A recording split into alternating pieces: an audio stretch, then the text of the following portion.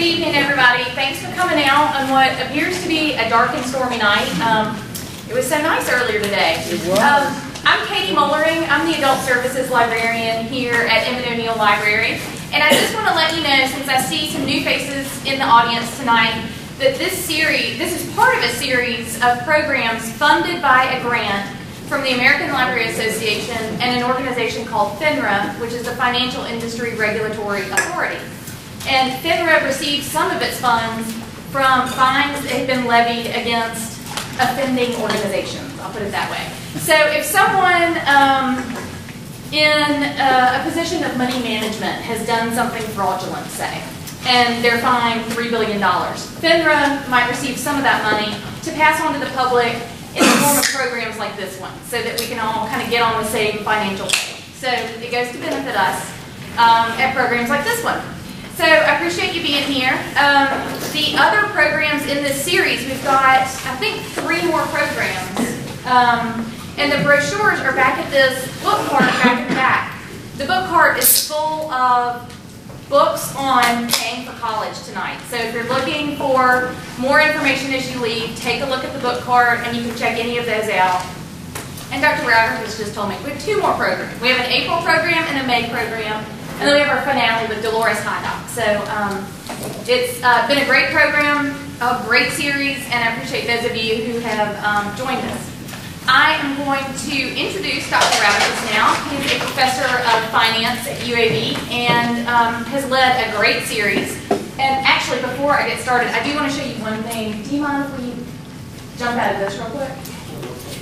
I do want to show you guys, for those of you who are just joining us, if you go to the library's website, which is on the brochures back here, probably on your handouts, I think, all of the programs are on the website. So every program that Dr. Rodriguez has given since the beginning of time with this grant program is here on the website. And so if you click on Learn More, here's the Smart Investing page. And all of the programs are linked here. If you scroll down, you'll see our new Monday Morning Investment Club and Stocks and Bonds, which was last Thursday. As soon as I get the video for that on the website, you'll see a link under that, as well as the handouts. And if you scroll further down, you'll see here's one of the first programs that Dr. Rodriguez did, and the handouts are just below it. So all of that information, that's so funny. That is you. This is your big screen debut.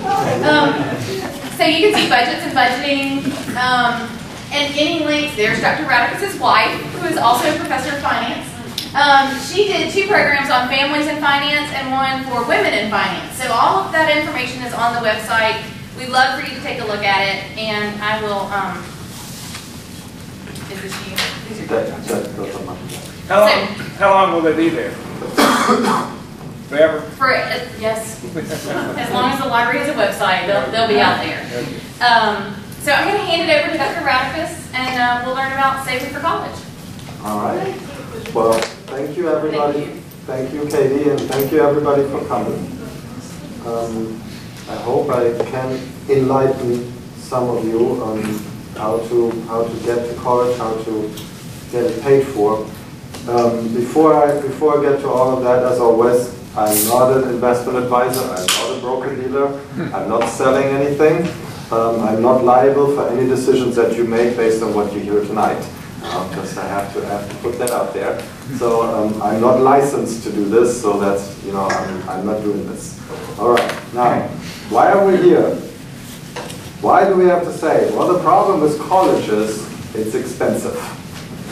If you look at these numbers, if you were to go to college, send your child to college or go to college starting this fall for 4 years, and this is just tuition and fees, this does not include room and board, you'll be paying $124,700 at a private college and about $36,050 in an in-state public college or public university. This is for the entire 4 years, not just for one semester.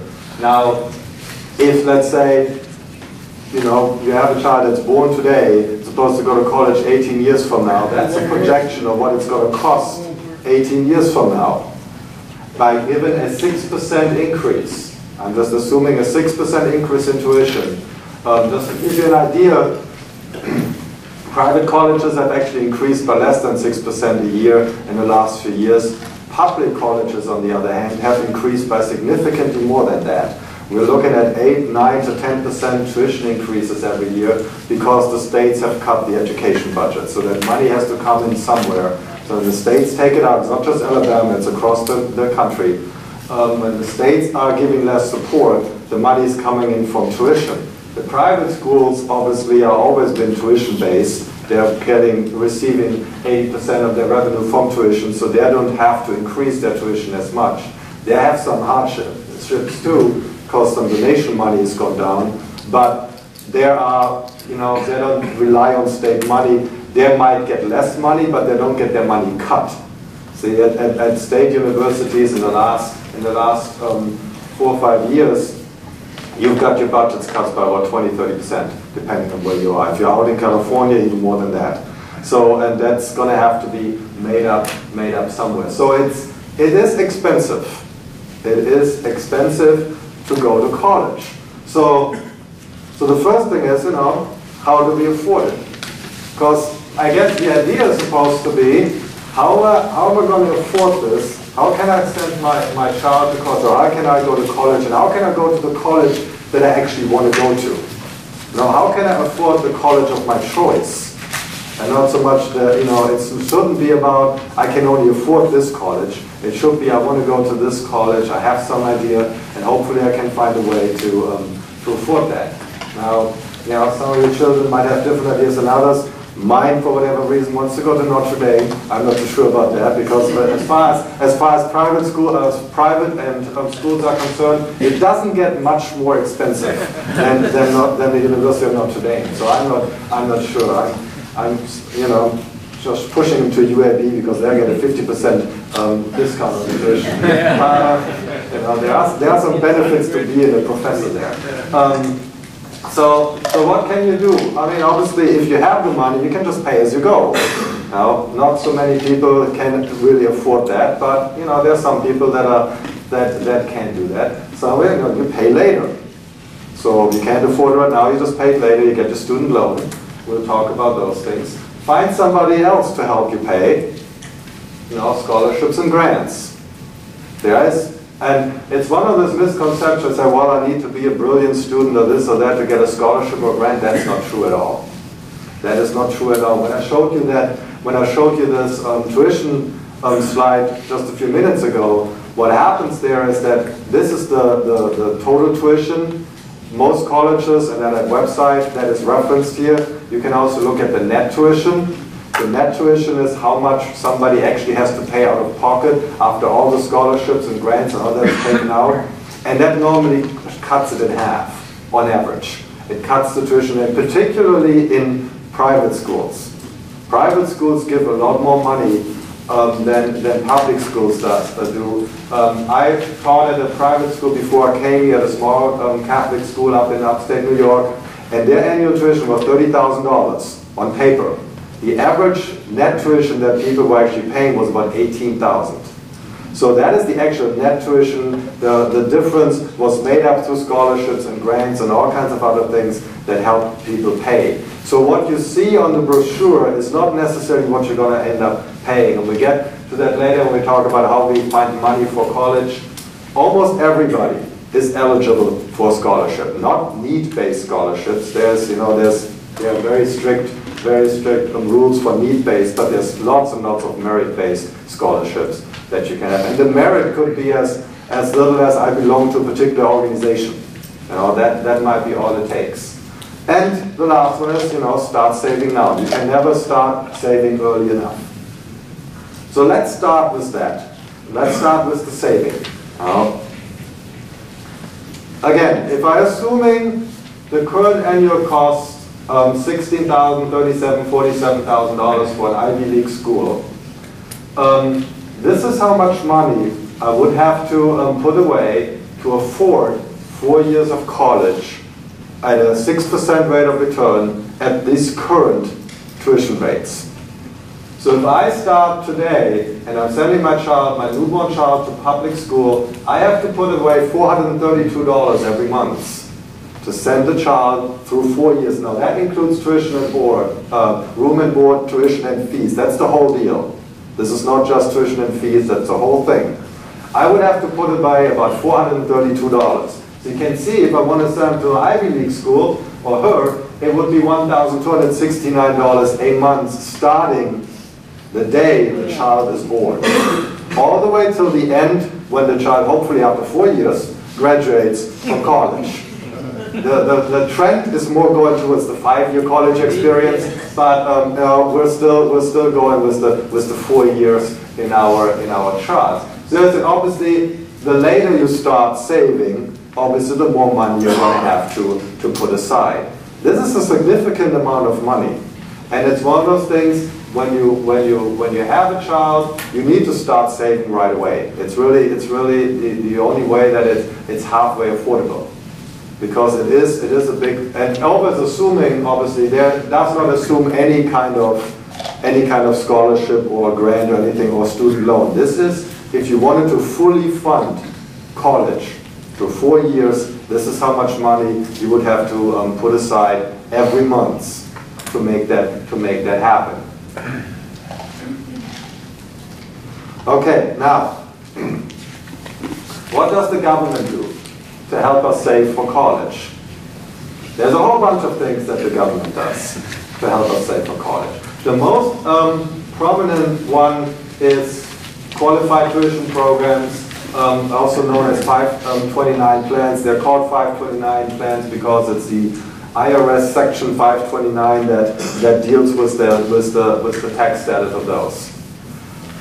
You put money aside. Now these are state plans, and we're going to go, this is not a federal program, so it's a state plans, but the federal government does not tax you on them. But you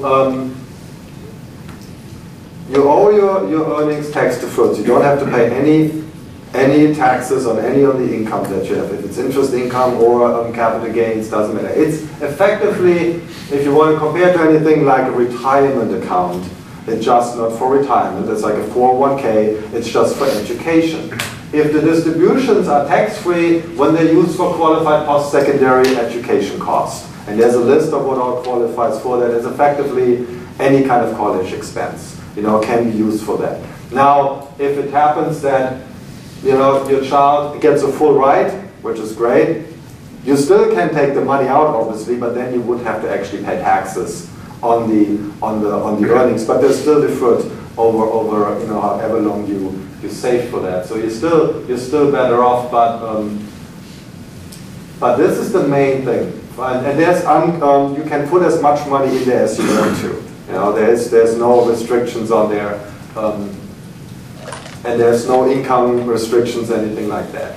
Now there's so-called covered education savings account. They work the same way as the 529 plan, but there is a maximum contribution of $2,000 per year per child.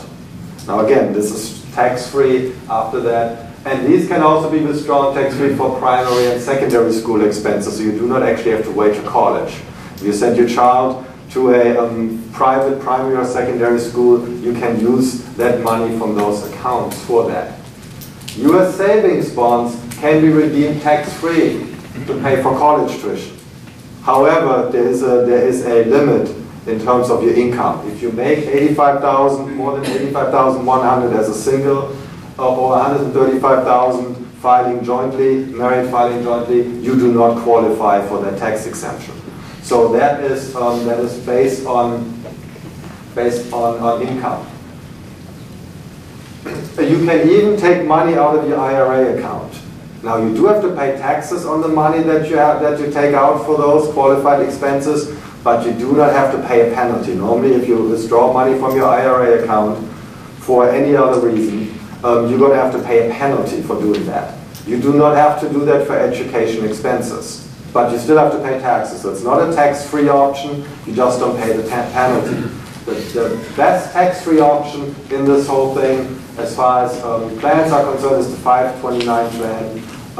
There are some restrictions. I shouldn't say you can put as much money in there as you want, but it's in the six-figure range as far as the amount of money in there is concerned.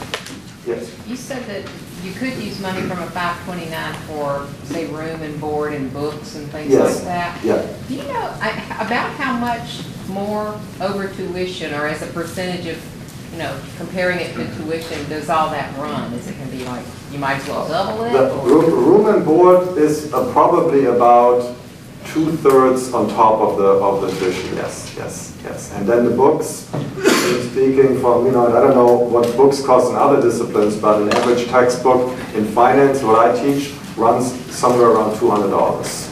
You know, and I mean, these textbooks are incredibly expensive. And now with the internet and all of that, things have gotten actually better. You know, the internet and was the worst thing that ever happened to college bookstores, you know, because you can get the books now online and, you know, much cheaper a lot of times than if you were to go to the bookstore. But still, there is books are very expensive, and because they pretty much come up with a new edition every year now, you don't get much money back for them when you sell them back. Now, some universities, at least one of them, allow you to rent books now. You can rent them. You don't have to buy them. You can actually rent the book. How exactly that works, and, you know, I'm not 100% sure, but it comes cheaper. Another thing is you can have an ebook, you know, where, you know, you get it on your Kindle, for example, if you had one of those, and that would make it cheaper too, or on an iPad or whatever, something that would make it cheaper too, or just on your computer. So a lot of people don't like that. You know, they'd rather have the book in their hand. But these things are also available. But it is expensive. Books are expensive, and room and board is expensive. That's just, and it differs from school to school, of course. But actually, as far as the room and board is concerned, there's not as big a difference in the cost between the private school and the state school as far as room and board is concerned. It's the tuition where you see the big difference. So in a private school, the room and board is going to make up a smaller portion relative to the tuition. If you go, on the other hand, a school like UAB, where the tuition is relatively low, at about $4,000 a semester for a full-time student, which is, as far as state schools go, really low. But you're going to add about $25,000, $3,000 on room and board on top of that. You know, if you actually had your children, you know, stay on campus, which we're starting to do more and more in UAB. That's not really what we used to do here at UAB, but so there is a significant. That's why the previous chart that I showed included room and board in the savings goal. Okay, let's go back to the 529 plan. As I said, authorized by Section 529 of the Internal Revenue Code, that's why it's called that. If you withdraw the money and you not use it for college, you're going to have to pay income tax and a tax penalty. Pretty much all states and the District of Columbia have a 529 plan. I'm going to show you a chart in a minute talking about prepaid plans versus college savings plans, and I will talk about the state of Alabama in particular in a minute. But generally all states do it. It doesn't really matter in general from which state you get it. Now, if you're a resident in a state and you use their 529 program, there are tax incentives to do that, state tax incentives. Some states, like Louisiana, for example, not only is there tax incentive, but the state itself actually pays something in the account every year on top of that. That money would be taken out, would be taken away from you if you were to transfer the money to a different state's 529 program. But all the states have one by now, and they're very popular, and they make a lot of sense. Look at this. The difference. There's a prepaid tuition plan, and we had one of those in Alabama. I'm going to get to that on the next slide. We still have it, but it's not active anymore, but it doesn't take any new enrollments. The difference between a prepaid tuition plan and a college savings plan, so the prepaid tuition plan is exactly that. So in other words, if you're going to pay in a certain amount of money, you will be told how much you're going to have to pay every month. And as a result, your tuition, or the tuition for the beneficiary, is already paid through 4 years of college. So it doesn't matter what the tuition is going to be. If you start today and you pay over that for the next 18 years, it does not matter what the tuition at that particular school is going to be. That tuition is going to be paid for. So you're just paying for that over those prior 18 years, and it locks in the tuition. A 529 plan doesn't lock in anything. What a 529 plan is, it's just an investment plan. I'm putting money away. Those investment plans normally find me some investment options. They're either going to give me individual plans that I can invest in. Again, like a 401k plan, you cannot invest normally, not with the state plans anyway, into like individual securities. It's more like you have a list of funds that you can invest in, or some age-based options that you have. Every state fund is slightly different. In Alabama, for example, it's an age-based option. So, when do you think your child is going to go to school? So you can buy the 2012 option, or the 2020 option, or the 2030 option, and the investment policy of that particular option is based on, okay, you need to maximize the money by that particular time, because that's when the beneficiary is going to go to college. Again, many plans have contribution limits in excess of $200,000 as far as 529 plans are concerned. Generally speaking, you can send your child, or you can go to almost any college for $200,000 over 4 years. Now, there is very few where you cannot go for $200,000. So I wouldn't say there aren't any, but there are very few where you need more than $200,000 to go there. No state guarantee. Including all the other stuff, or just tuition? Well, this is just tuition. If you add room and board to it, if you go to an Ivy League school, if you go to some of the prominent liberal arts colleges in the Northeast that charge you $45,000 to $50,000 tuition a year, there is some room and board on top of that. Yes. It really. You can go into college. You can go to college for 4 years for about $50,000, everything included, or you can go to college for about $500,000 all included. It is your choice. Well, plus you need to get admitted to it too. But there's a wide range. There's a wide range of costs there.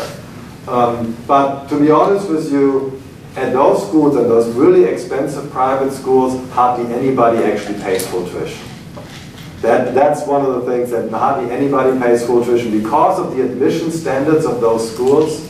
If the school itself does not give any scholarships, most people that apply to those schools and are accepted at those schools are qualified enough academically that they qualify for a whole bunch of merit scholarships that they can tap into. So most people that go to those kind of schools are not going to pay full tuition. That happens very rarely.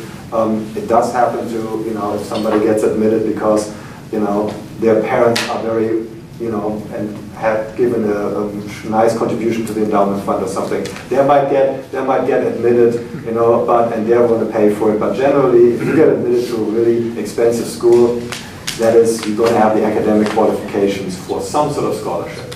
Now, the big thing here is that the prepaid tuition plan is guaranteed by most states.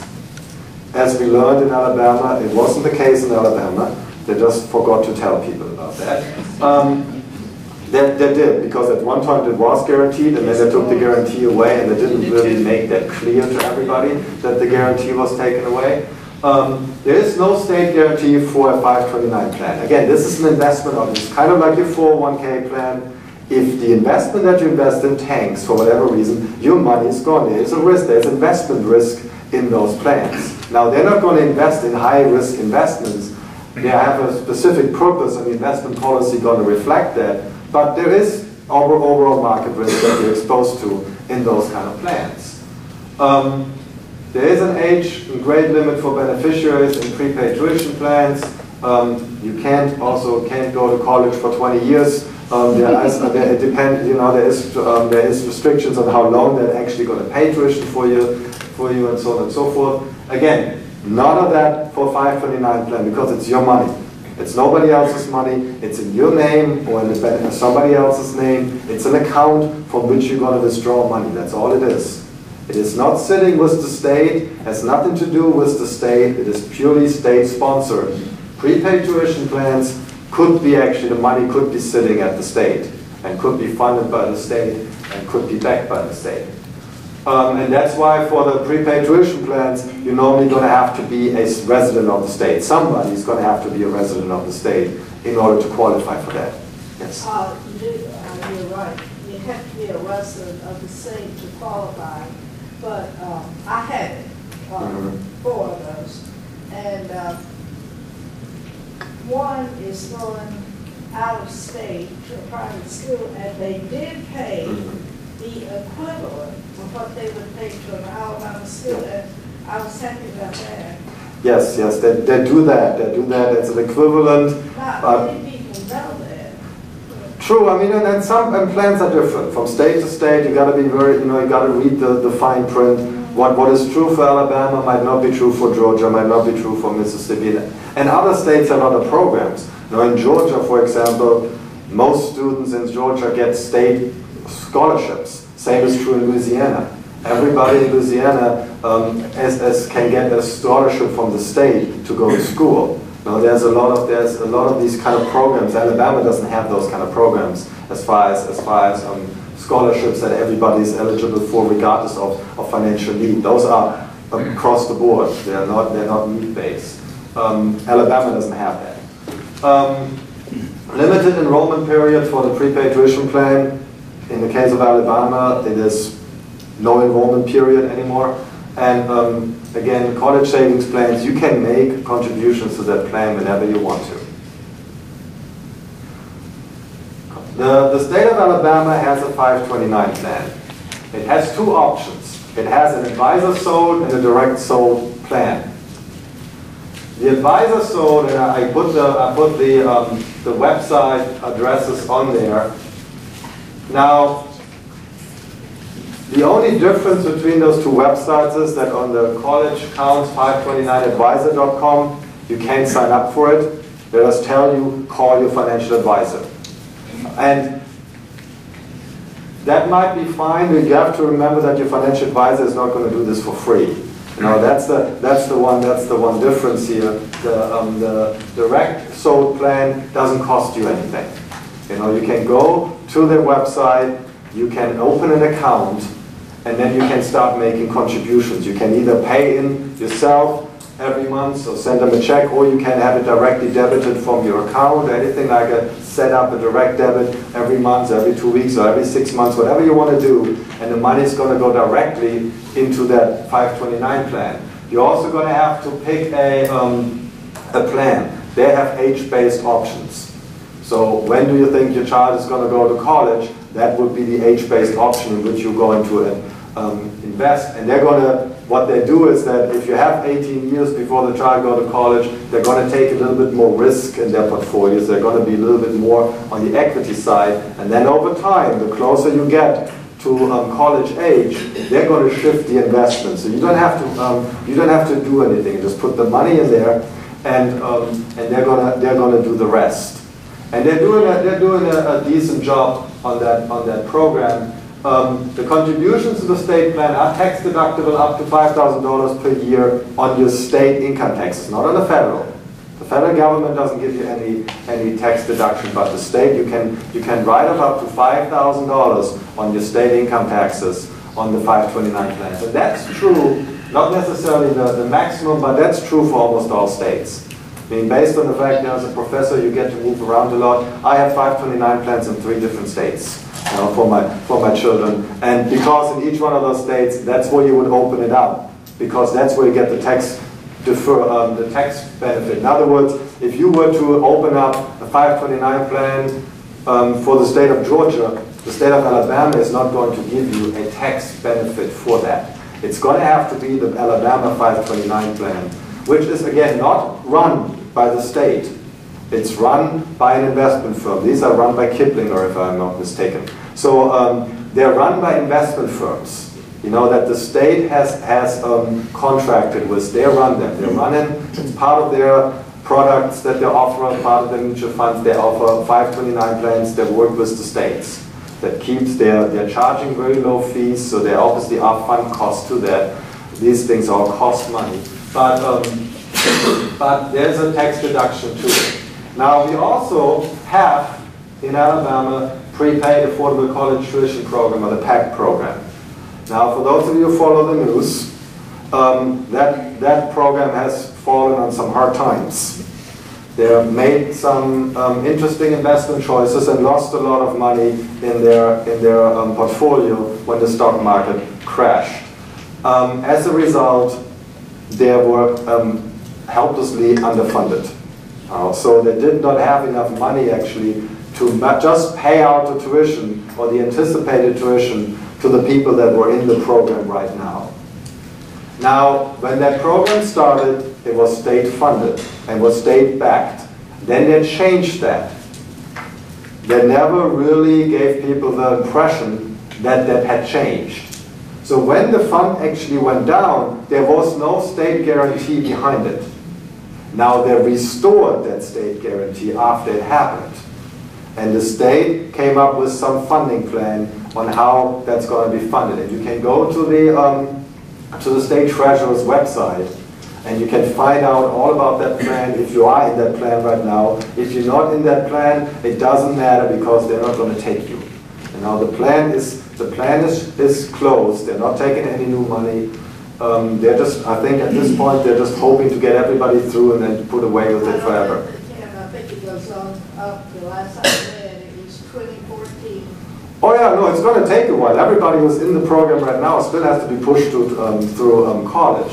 Now, it hasn't made the state universities happy because they put a limit on how much tuition PACT members are now going to pay at the state schools going forward.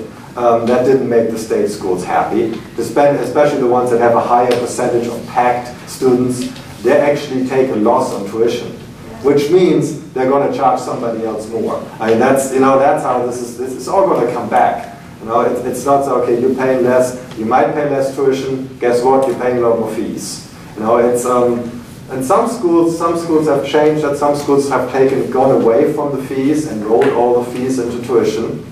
So they're all in the fees have gone very small, which is actually not a bad thing because it helps you in some tax cases. It actually is a good thing to have it all in tuition rather than fees. But other schools don't do that and they charge you all kinds of fees. So you pay just as much in fees as you pay in tuition. It really depends. It's different from school to school. It's different. I mean, not just different from state school to private school, but it's different from every state school. It's even different from state school to state school in the same state system. So it's different between Tuscaloosa, Birmingham, and Huntsville. All in the same system, everything works differently. The university have autonomy over how they do this. They have to get their tuition hikes approved. But they also raise tuition at different levels, and the tuition is not the same at all state schools. There's not a flat or a level tuition at all state schools. Every state school has a slightly different tuition. So the PACT program is closed. If you are in the PACT program, it is my understanding, as of right now, that they're going to pay the tuition. That they're going to honor the commitment, so that the state is going to put up some taxpayers' money. That's what it's going to take. The underfunding, some of the funding gap has to be closed, and that's the only way they can do it. But they have committed to that, so that's going to happen. But they're not taking any more They money. had a lot of lawsuits, and that's what the reason why they had to. Oh yeah. I mean, and one of the problems why they got the lawsuits is because the information policy was not exactly the way it was supposed to be. That's why most people in the PACT program were under the impression that it was a state-backed program, which it was not. The state did not take any responsibility in it until it went down. And they made some poor investment choices in terms of that they were heavily invested in equities, and when the market went down in 2008, they took some major losses in their portfolio. If you're invested in the PAC program then and decide to go out of state, how does that? They're going to pay the equivalent of the state of Alabama tuition outside. You're not going to get whatever that, because they have no deal with the out-of-state university. They're going to say, okay, you could have gone to this state. We're saying we're paying the state university X amount of dollars in tuition. That's what we're going to pay you for this, for out-of-state, or private schools or things like that. So you don't have to go to a state school in state for this to work. You get the most benefit or the maximum benefit if you go to a state school. Okay, so these are all of our investment options. Now, the last thing is then, okay, how am I gonna put this all together? Now, how am I gonna make sure that I have everything that I need? Second slide I showed you how much money you're going to have to put aside every month to make this happen. So, you need to establish a budget that has the savings for college in it. That way you know you're going to have money in there. You want to minimize your taxes. College education should be done at the lowest possible way, lowest tax rate that you can possibly find. So it makes perfect sense for once. Your children can earn up to $950 in investment income without paying federal income tax. So you can put some of that money already in your children. If it's outside a 529 plan or anything like that, just a regular investment. You just buy money in a mutual fund, put money in a mutual fund. Up to $950 in investment income for a mutual fund are tax exempt for children. You don't have to pay taxes on that. You, as an adult, you do have to pay taxes on that. But children do not. Again, 529 plans, education savings accounts, mentioned to these earlier, yes? Is that $950 a month or for the year? No, that's for the year. That's for the year.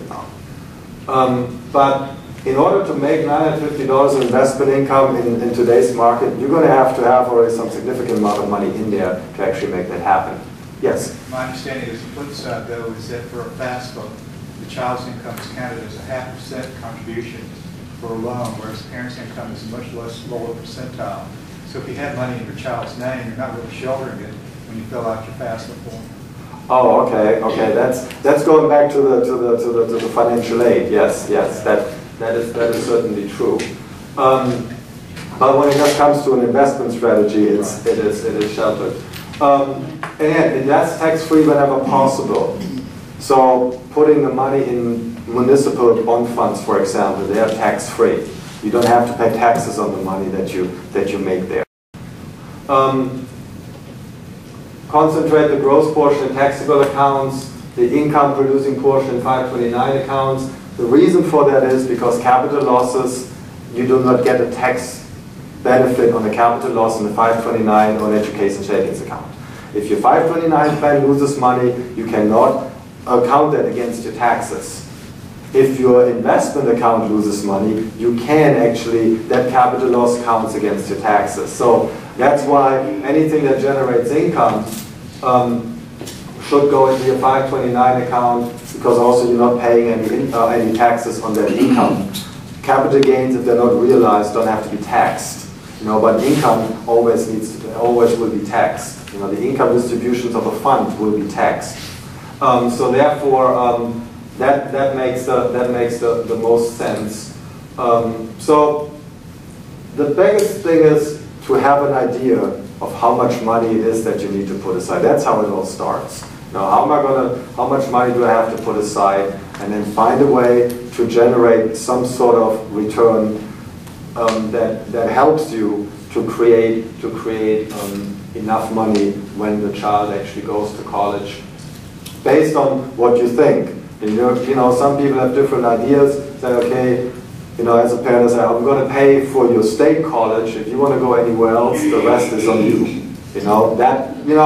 I know a lot of people that look at this way, say, I pay for state tuition. If you want to go to some expensive private school, then you're going to have to make up the difference. Whatever somebody will want to do, but you need to have a budget that reflects that. Or otherwise, you're not going to have enough money to send them anywhere. And that is probably not what you want.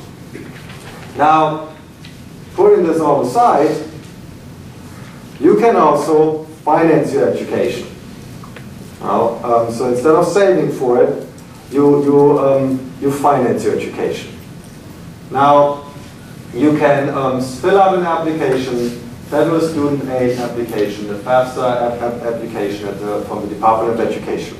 You fill that out. There's a whole bunch of different things, and it gets complicated. But what it does, it determines the expected family contribution. So you're putting in what it's going to cost, and then you're going to have to put in how much money you have and how much money you can give, and so on. And it determines an expected family contribution.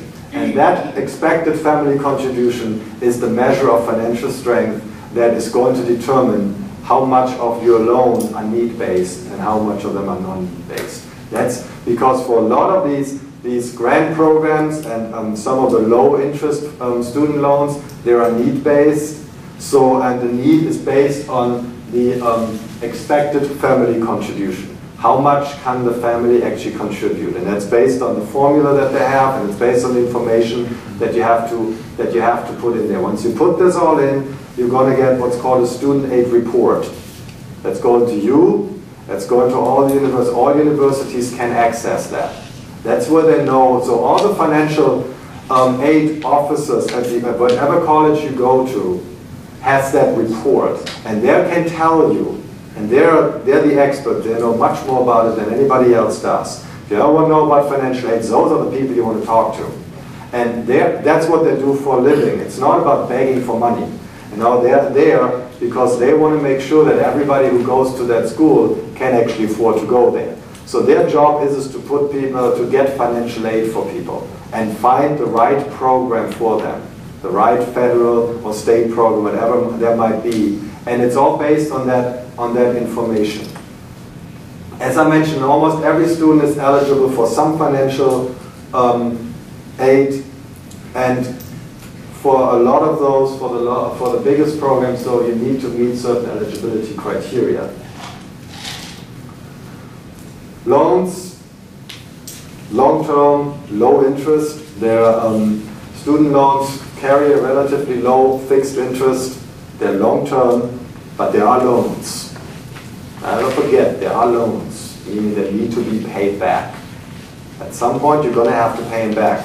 Doesn't matter what kind of loan you get. Even the most subsidized federal student loan needs to be paid back. And they all come with interest. They all come with interest. Now, sometimes they give you up to 30 years to pay these things back, depending on what kind of loan it is. But you still need to pay it back. It's all the one thing that you always have to keep in mind. Every student loan that you take out, because sometimes it happens that people are eligible for student loans, don't really need them, but use the money for other things. I really need to buy, some new furniture for my dorm room, or I need to buy the television, or whatever it is. That's not an efficient use of student loan money, because this is not going to generate a return. See, the problem with student loans is that when you think about how much loan should I take out for a student loan, and this is going to sound very bad, so I apologize for that up front. You got to look at your major. You got to look at your major. I'm not suggesting to anybody what side of major they should take, but if your major has an average starting salary of $20,000, you should not leave college with $100,000 worth of student loans. It just, and it's the same thing. If you make $20,000 a year, you're not going to buy $1 million house either. And that's what a lot of times is really forgotten in this whole process is, if your major doesn't pay that much, you've got to be very careful with your student loans, or otherwise you're going to come out of college and your student loans are 4, 5, 6 times your annual salary.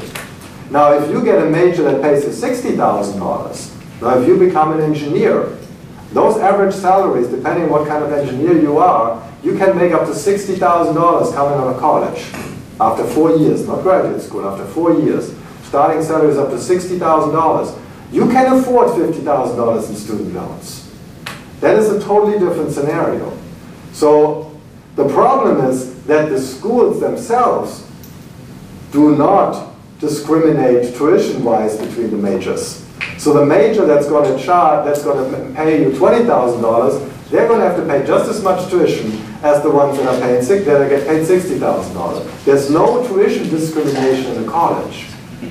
But from a purely financial point of view, you're going to have to think about that. How much student debt or how much student loan debt can I actually afford when I graduate from college? And a lot of it has to do with what my major is. And so, therefore, I'm going to have to make some decision on how am I going to work, how am I going to pay for that. And again, there are other ways than student loans. But the thing is, student loans are so easy to get. And that's a danger all in itself, by the way. They are very easy to get. Yes? Personal bankruptcy does not excuse student loans.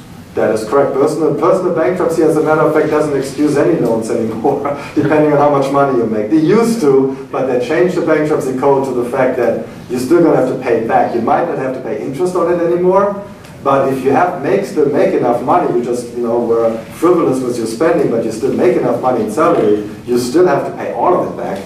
You just don't have to make interest payments anymore. It used to be, you file bankruptcy and it's forgiven. At the same time, student loans are not going to hurt you on your credit report either. So when you go and get a mortgage or something, the mortgage application, it's going to show up, but it's going to be considered kind of like a different kind of debt. So that's the flip side of it. Also, some of the student loan interest is tax deductible up to a certain income. Again, if you make very little money, you can actually deduct some of that student loan interest from your taxes. If you make a lot of money, you cannot do that. So not everybody is eligible for that. So there are different kinds of loans, and I do encourage you to look up, read up on these. They're slightly different. Most of the subsidized loans, federally subsidized loans, have a low fixed interest rate. There is a maximum amount that you can get depending on the financial eligibility. So they're based on how much, going back to your family contribution, expected family contribution, based on that. But there's maximum amounts. Some of them cannot exceed more than 4,000. Some of them cannot exceed more than 6,000 or 8,000 or whatever the rate might be. In this particular case, the interest is deferred until 6 months after graduation. Now, deferred doesn't mean forgiven. Deferred means they are charging you the interest, you just don't have to pay it until 6 months after you graduate. That's when you have to start making payments on the loan, and all the interest that has accumulated over the 4 years or 5 years, how long it took you, you're all going to be all added onto the amount. So tax interest deferred does not mean no interest. It just means that you don't have to pay it until you actually have a paying job. So there's a lot of people that spend a lot of time in college because you don't actually have to start paying your student loans until you graduate. Now, if you're still enrolled in college, you don't have to pay your student loans. You don't have to pay them back. Eventually, at some point, they're going to kick you out of college, and then you're going to have to. But I personally know of one person who ended up, I think by now, has like 3 master's degrees. So and still hasn't has student loans for 15 or 20 years and never actually gotten to the point of having to pay them back. But eventually, they are not forgiven. They will have to be paid back. Federal Perkins loans, same thing. You have to be based on exceptional need. So in order to get one of those loans, you have to have exceptional need, meaning you have to have even less funds available from family contribution. Subsidized and fixed repayments begin 9 months after graduation. You have up to 10 years to pay those back. So those give you 10 years. Now there are ways that you can get around this, but they give you 10 years to pay them back. Those are all loans. The nicest thing about anything are grants. Grants do not have to be repaid. That's the whole nature of a grant. You get the money, you don't have to give it back. Now all of these grants that I put on here, there's more than those, are grants that are, again, need-based. They are need-based. So if a person comes out of a household that has $1 million annual income, you're not going to get a grant from the federal government. And you shouldn't, because you can probably pay for college, or somebody in your family can pay for your college. But these are grants that go to families or to students that otherwise could not afford to go to college. For different Pell grants are purely need-based. Supplemental education opportunity grants are need-based. Academic competitiveness, all these different ones. They all have different kind of names. The SMART grant is supposed to be for sciences and mathematics, but if you look at the eligibility, you basically can be in almost any major to qualify for that one too. And they can give you as little as $100, they can give you as much as $5,000. And you don't have to pay it back.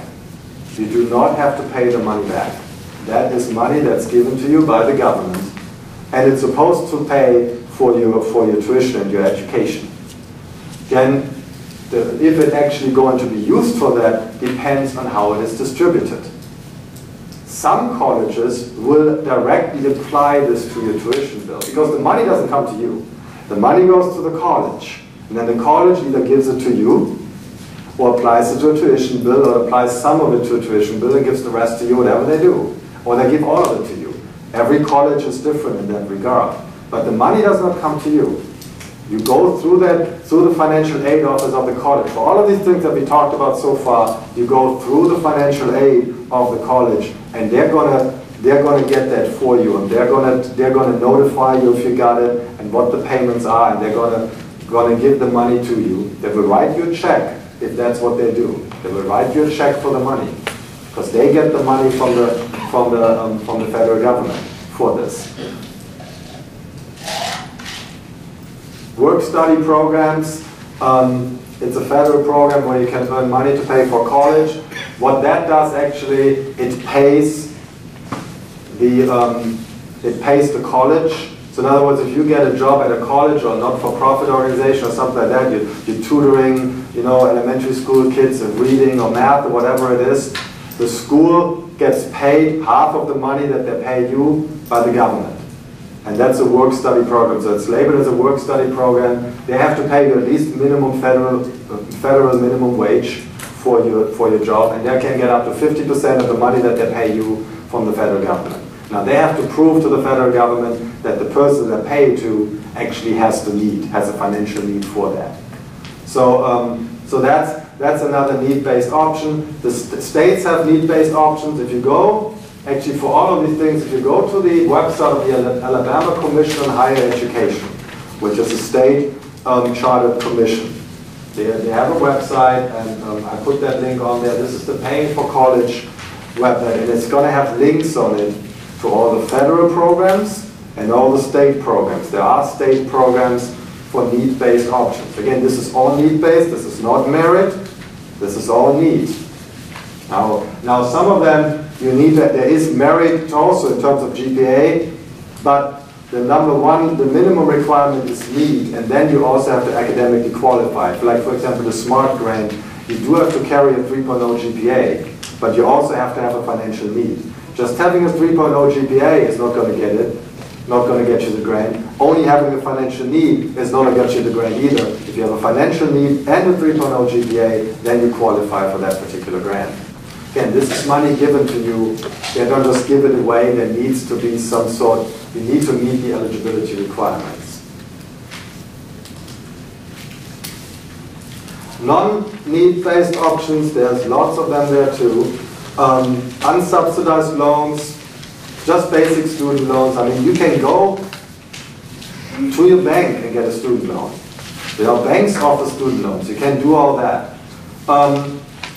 What you want to do, what a lot of people want to do, particularly after they're done, you want to consolidate all your student loans into one. And that's what I said when you can, how you can get around these 10-year or 5-year payment plans where you have to be paid back after 5 years or 10 years. You can consolidate all your student loans in just one big one. So they pay off all the other ones. So you're paid off there. And then you just have one student loan that you're going to pay. You get a fixed rate. They have all kinds of different payment plans. You know, they might have a step plan where you start off low payments, first 5 years, and then the payments are going to increase over time, depending on how long you want to take paying those back. You can take up to 30 years to pay these things back, if that's what you want to do. Now, there was a time when, and there's still certain jobs where employers really need certain people at a certain qualification that are willing to pay off some of the student debt, or even all of it. I've heard of that before. I've had students who got a signing bonus in the form that the employer would actually pay off some of their college debt and things like that. That does happen. It doesn't happen to most of us, but it does happen. Otherwise, again, you wanna consolidate. At some point, you wanna consolidate. It also makes it easier. Rather than having to pay to 6 or 7 different lenders, you just consolidate at the end. And that's when you're actually going to have to start paying again. Nobody is going to make you pay on your student loan while you're still in college. That does not mean, again, that you're not paying interest on it. You are being charged interest on every dime that you borrow. They're just not going to send you a bill. But you wait 6 months after you graduate, and you are going to get a bill. From every lender that you got a student loan from, they will send you a bill, and they will tell you how much you're going to owe them. So it is going to come. The day will come when you're going to have to pay that loan back. It is just a matter of when it's going to be. And again, as far as loans are concerned, you gotta be reasonable in how much money you borrow when you go to school. It's just like with anything else. You're not going to take out a $200,000 loan if you make $20,000 a year. If it was just some other loan, not a student loan. Now, a student loan is an investment. Don't get me wrong. It is an investment. It's the most important investment that you make. There's lots of statistics, and I'm obviously biased in this. But there's lots of statistics. I wouldn't have a job if people go to college. But there's lots of statistics that show that people with an undergraduate degree have a lifetime income twice of that of people without a college degree. Just an undergraduate 4-year degree. Twice the lifetime earnings of someone without a college degree. So there is a significant investment that you make when you go to college. And that investment does cost money. It's not cheap, unless you go college abroad where you have to pay a lot less. I went to college in Germany, at least for some of my career, and I paid $200 a semester. That included a bus pass. So but that's it's a different country. It's a different situation. Most of Europe, except for the UK, works that way. Where where tuition is paid. They're all state schools, but what tuition is basically paid for by the government. That's not how it works here. That's not how it works in the U.S. You want to go to college, you're going to have to pay for it. Can you pay less at a state school? You pay significantly more at a private school. It's an investment. You need to think about the return on that investment. Just with anything else. What is the return that I get on my investment? And if the return is not good enough, then I might have to find some other way. Either find another major, and again, I don't necessarily tell people to do that, or find another way to pay for it. It is just, you just have to be reasonable when it comes to paying. You can't come out of college with $200,000 in student debt and make $20,000 a year. You're never going to get this paid off. You have this huge burden that you're carrying with you for the next 10, 15 years, and you're not going to be very happy. So it just doesn't make, it's just not good financial sense to do this. Scholarships. There's a website, I didn't put this on there, it's called fastweb.com. fastweb.com. Now, people keep complaining about all the commercials on there, all the ads on there. That's how they fund themselves. But what fastweb.com does is it gives you all kinds of scholarship opportunities. It lists all kinds of different scholarships. You would be amazed how many scholarships are out there that nobody ever knows about. I mean, the most obscure scholarships are out there. They may just pay you $100. They might just give you $500. You know, you write them an essay and tell them why you should be getting those $500 from this particular organization. And they might just give it to you. They might just give you $500 that pays for your books for a semester or two. It's really that there's so many, and obviously you can get, if you start with the college scholarship, obviously they're based on GPA, based on majors, based on specific talent, residency. In our school, School of Business at UAB, in our major, finance major, everybody can get a scholarship. We have enough scholarship money for everybody. Not a full ride, but we do have some sort of supplement available in scholarship for everybody. You do have to apply for it, of course. And that's where a lot of people stop right there. Well, I don't really want to write that essay. I really don't, feel like filling out this 5-page form or whatever it is. And that's a decision that you make.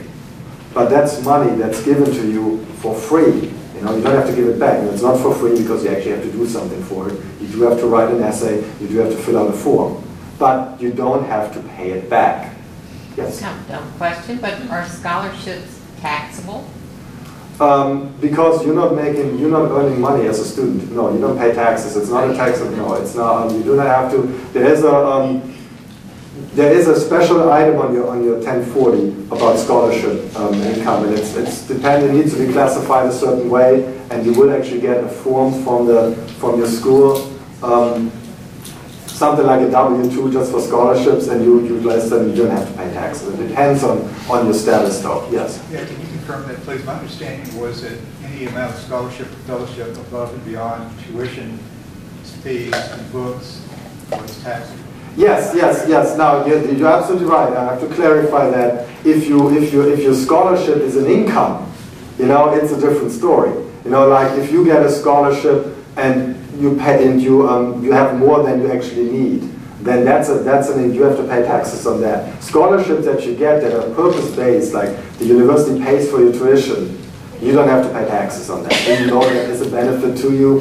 But yes, if somebody just writes you a $20,000 check, and you're only paying $5,000 and you keep the rest $15,000, that's an income to you. And you do have to pay taxes on the difference, yeah. But that will be classified on that tax form that the college or whoever gives you a scholarship is going to send you. But yes, you do have, thank you for bringing that up. Yes. If your student is already in college, maybe in the second or third year, are the number of scholarships available to that person somewhat curtailed? They're just there as there are, and some of them are just for juniors and seniors, and some of them there is really, every scholarship has certain requirements. But when I look at the scholarships that we, for example, give to all majors, doesn't matter if you're a freshman or a senior. As a matter of fact, you need to be declared major of finance, which most people are not until they're a junior. So they wouldn't get any scholarships from us until they get to that point. But there are, the scholarships for the rest of your undergraduate career, and there are graduate school scholarships too. And as a matter of fact, the further you go, the less you pay. Nobody needs to pay for a PhD. If you get a PhD and you have to pay for that yourself, you're doing something wrong. Because they pay you tuition and they pay you salary on top of that normally. When you get to that level, because but it's still cheap labor for them. So so it works well. But the undergraduates actually pay most. And now the graduate MBA students, for example, that depends. Some of them get picked up by the employers or things like that.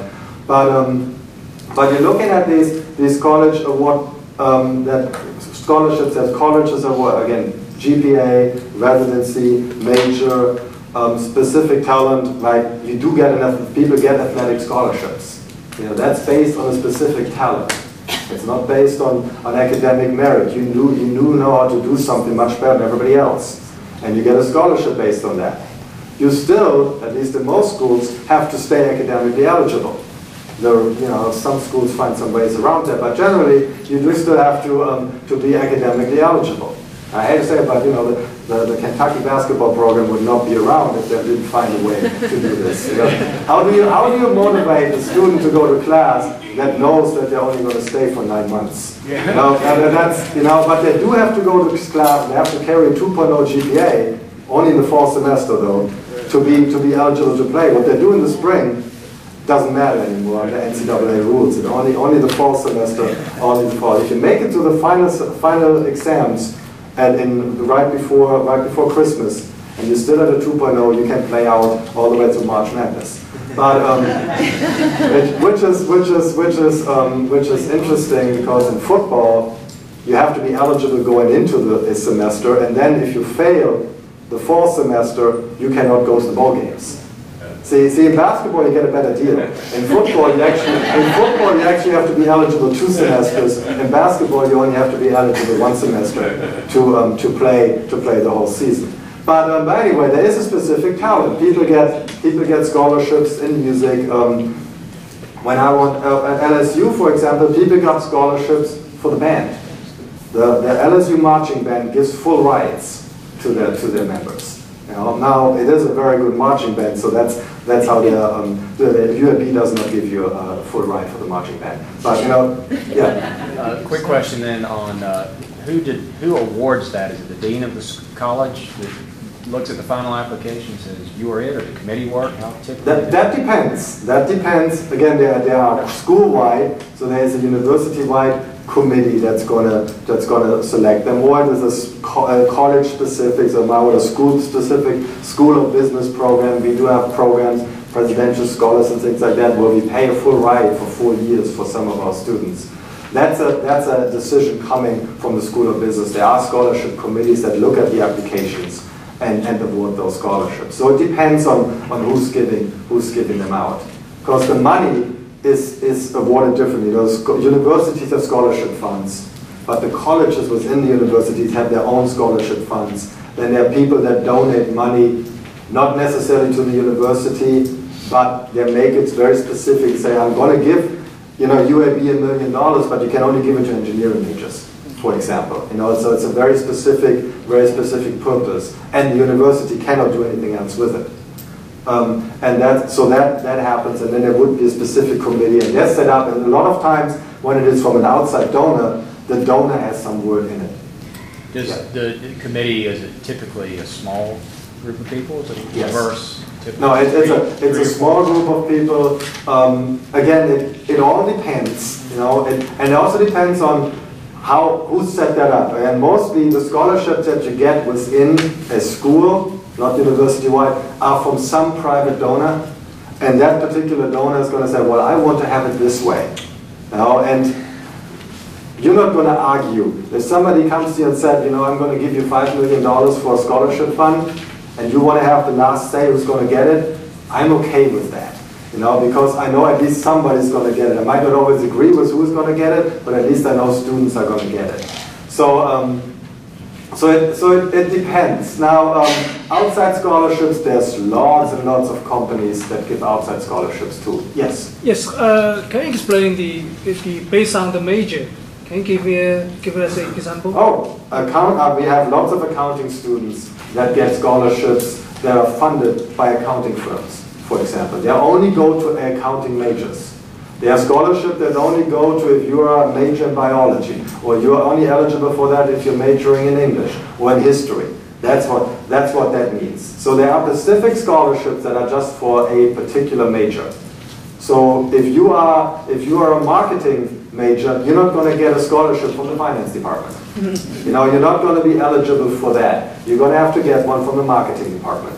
And they have their own scholarship fund just for their major. So that's what that means. Now, if there are school-wide scholarships that the School of Business gives out, they're not going to be major-specific. But the departments have their own scholarships too. We have donors that come to us that we're going to give you, an X amount of money to create a scholarship fund you're going to give it to your most deserving finance student. And that's who's going to get that. Who's going to get that, and who's most deserving depends on what. In our case, it's a faculty vote. When who should get that. That everybody can nominate students, and then we'll vote on it, and who should get it. But every school has it set up differently, and they have larger committees or smaller committees. Sometimes there might just one person making the decision. That is possible too. It all depends on how the bylaws are set up. But outside the universities, that's where you have this vast landscape of scholarships. This is sponsored by FINRA. Guess what? FINRA gives out academic scholarships too. They do give out academic scholarships. Companies give out academic scholarships. Now, when they run these things on television, the Dr. Pepper pays this person to it, that's are real things. Now, this is not something that's not a scam. Now, don't get me wrong, there's a lot of scholarship scams too. You gotta be very careful about those. But these are real things. By the way, you always know it's a scam if somebody wants money from you first, before they give money back to you. If it costs you anything to do this, you don't want that, it's a scam. If somebody says, even if it's just, you pay me $19.95 and we're going to get you scope. That's, because if enough people pay $19.95, they make a lot of money. If they charge you for it, if somebody wants to give you a scholarship and they're going to charge you for the application, there's something wrong with this picture. So yeah, there you have to be aware. But there is so many companies out there. Companies, religious, civic organizations, they all give out scholarships. There might not be for an entire ride, there might just be, okay, this organization gives out 10 $500 book scholarships. So they're very specific, you're going to have to buy your books for it. But again, that's $500 that you do not have to spend of your own money or the money that you saved up, because somebody picks up the tab for your books. And there's so many out there. Again, if you go to that website, that FastWeb, and I know that a lot of high schools, when I give in my finance 101 class, I actually give an assignment to that are mostly freshmen to go to that website and find like 3 to 5 scholarships that would be good for them, and explain to them, and explain to me why they would actually be eligible for those, and just to make them actually look for them. And a lot of them tell me, I already, my counselor in high school, they send us to this website just to look at it. Now they're going to get upset with all the ads that are on there. There's tons of ads on this website, but that's how they finance themselves. That's just the nature of the beast. Otherwise, they would charge you $9.95 a month for all that information. They get it all together for you, provide you with the links. You can just Google scholarships. If you put scholarship in Google, you get a lot of hits, and you can go through this. It's just a lot more tedious process, but those things are there, and there is a scholarship out there for everybody. Again, you do not have to be the best student in your class. You can be the worst student in your class. There might still be a scholarship out there for you. Maybe not based on your GPA, but maybe based on something else. Now, everybody has a talent in something. Maybe there is a scholarship for that particular talent. Now, you never know. Maybe you're good at drawing a picture. Somebody's going to give you a scholarship because you can draw a picture. They will. It's not, it is amazing how many scholarships are out there. And there's a lot of trust funds that have to give out scholarships by their mission. And there's a lot more money available than what people apply for, because people are not aware of those scholarships, but they have it in their bylaws. I'm going to have to pay out $10,000 every year in scholarships. If I only have 5 people applying for it, you have a pretty good chance of actually getting one. So that's another thing. It's a law of large numbers. For more scholarships you apply, the more likely you are to get one. Now, it is a process, but most of them can apply online. Some of them require you to write an essay about something, normally what your goals are, but if that's the same essay, you just copy and paste. And otherwise they might have something might have to do with the specific purpose of that company, or why you like their products, or whatever it might be. But you have a chance to actually somebody giving you money to go to college. And at the end of the day, any dollar that you do not have to spend of your own money, that's a good dollar. And also, and that's what it is. So everybody should be looking for scholarships. They're out there. Again, most people are not going to get a full ride. You know, obviously as a parent, that's what everybody dreams of. You know, my child is going to get that full ride through college. That would be great.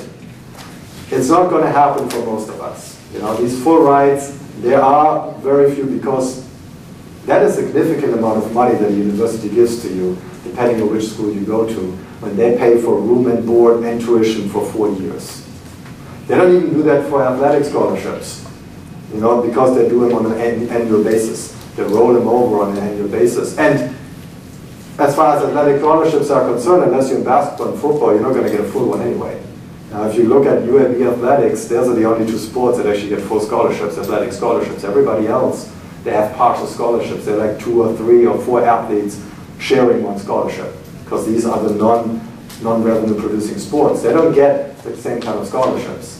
Now, everybody always thinks every Division I athlete, for example, is on full scholarship. That is not true, not even remotely true. That is really just reserved for the marquee programs, which is generally the basketball and the football.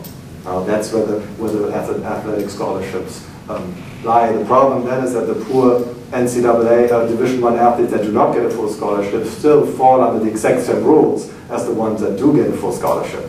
So they're still not allowed to work outside of campus and all of that. So they're really, really struggling if they want to, you know, if they don't have any outside resources. But and in your job, and I'm just saying because I always feel bad for athletes because they get such a bad rap in the world that, you know, they all just go play the sport and never do any work. Again, that's the one you read about. You're not hearing these commercials that they show on television. You know, 90-something% of athletes go pro in something other than their sport. That is actually true. You know, most people, I mean, all the athletes that I have in my class, they do very well in school. They have to get up at 5 every morning because they have to go to practice, and then they have to do this, and they have to do this, and then they have study hall, and this, and this, and this. They have their whole day planned through from 5 in the morning until at night, you know, especially during the season. So then they have to go to summer school to make up for the hours that they missed during their seasons. So they do have they do have to actually something to do for the scholarship that they get. Sometimes it's easier to have a merit scholarship than to have an athletic scholarship. It is easier than to have an academic merit scholarship than to have an athlete scholarship, because as an athlete you are supposed to do well in school and play a sport. As a merit scholar, you only are supposed to do well in school. You don't have to do anything else. Which is hard enough, but you don't have any outside activity. So, but the best way to go for financing to college, you come up with a plan as far as how much money do I want to put aside. Want to give my, if I'm able to do that, want to give my child a head start, have some money put aside. And then you're looking for grants and you're looking for scholarships. And then, what then is still not covered, that's when you go to the loans. The student loans are the easiest to come by. They're by far the easiest way to go to college. Everybody's going to get one. But they're also the most dangerous because they need to be paid back. And in particular from the student's point of view, you know, you don't see it, you don't have to pay, nobody sends you a bill until you graduate and you're not really paying attention to it, or you know, you get that nice check every semester, and that's great. And then when you graduate, all of a sudden you have all that debt. That should be your last resort. The student loan should be the last resort. You should do whatever you can in terms of saving for it,